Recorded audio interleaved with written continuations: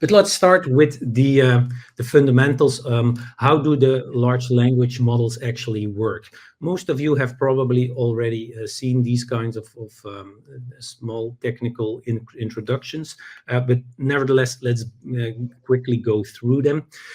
Basically, large language models are trained to learn associations between billions, if not trillions of words. They remember them not in a very organized way, like a typical database would do, but more like our brains work, with billions of neurons being firing when you think about something. And even when you think about the exact same thing today as you did yesterday, not exactly the same neurons will fire. It really depends on your mood, what you had for breakfast maybe, and of course mostly about a particular context that triggers you to think about something. Um, so yeah, large language models are of course software, but they actually function like your own brain, and that's probably also why they're so good with language and why the old technology was so bad with language. Large language models do not store hard facts in the same way that these traditional databases do. There is no specific place where something is stored. It's more like associations, like nobody can actually pinpoint where in your brain you store the name of your mother. Similarly, you can't do exactly the same with large language models. Or as another example, if you ask me to tell me about my holidays, I will kind of reconstruct my last holidays from my memory. Maybe I will be forgetting something, or maybe even fabricating things that I remembered differently than was actually the case in reality. But most importantly, it's not like within a traditional database that you open up a certain drawer where something in my memory is being stored. No, that's not the way it works in my own memory, in my own brain, and that's not how it works with large language models. So large language models do not remember what they said to you a minute ago. That's also a very fundamental misconception. Like, unlike human beings, they completely forget the conversation they have with somebody. So even though it appears that you can have a conversation with them, they completely forget what you told them in even a minute ago. So every time you ask them something, they will actually reread the entire conversation you have had with them at that point and then formulate an answer. So that's important. We come back to this with the confidentiality concern that many lawyers have about large language models. So all this human-like thinking power that enables the large language model to handle language so creatively and produce stunning outputs, that's what makes it so interesting to use a large language model. But it also is the cause of one of the biggest issues that the models have, and that's the thing about hallucinations. We've all seen this, the examples in the press, which you can read on the screen.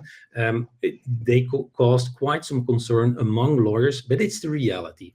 Because like human beings, large language models sometimes misremember or even just make up things out of thin air because of their association-based memory.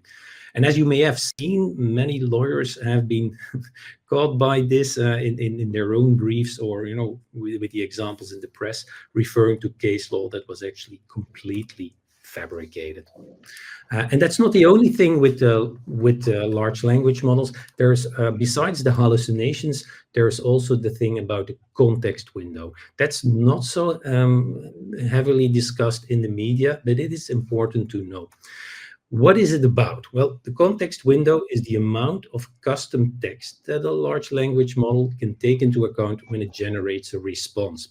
Now, it may be, even store terabytes of background information, similar to how your brains can store enormous amounts of data that you learned in the past.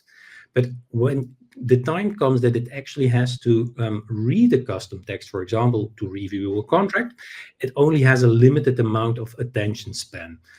If you go over this amount, then the large language model cannot provide an answer to you. And today there's a bit of a war between the vendors of large language models to find ways to increase the context window, to make it larger. And so every week or so you hear a new record being broken. Right now there is, for example, GPT-4 Turbo, which can handle more than 100,000 words, which is about 300 pages, which is a lot, of course, which should cover most contracts that you would ask the large language model to review. But still, it's of course not enough to cover your entire database. So this is something to take into account. It's not possible to simply store your entire drafting history into a large language model, ask it something to come up with. That's not currently possible. That's a very hard limitation that's not yet solved today.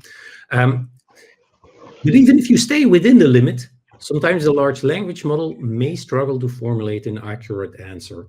And research shows that once you submit a very large amount of text, the large language model will actually start getting a kind of fatigue, even if you stay within the limit.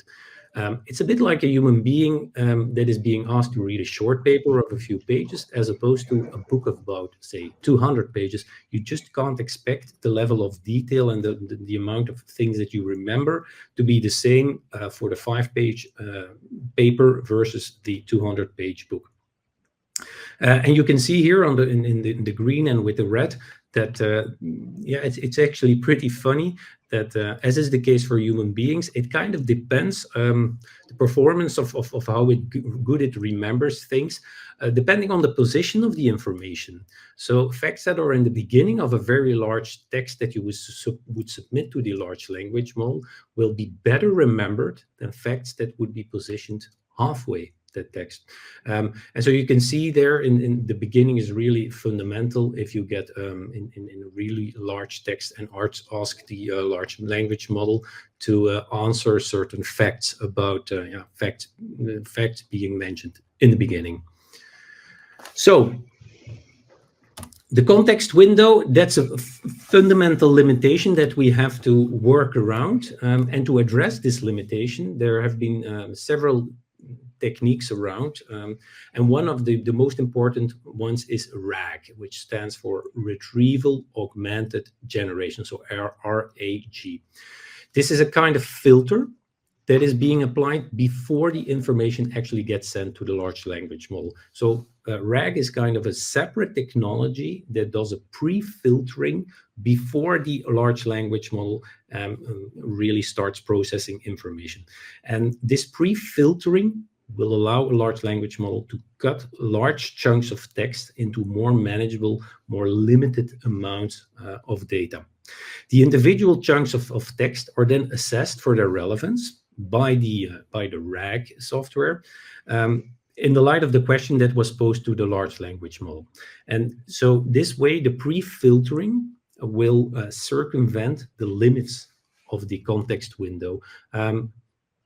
The problem is, of course, that it frequently happens that a chunk of data is erroneously labeled as not being relevant, and so that it will actually not get sent to the large language model because it's filtered away, and then you end up with a situation where the large language model doesn't have accurate information to give a proper answer.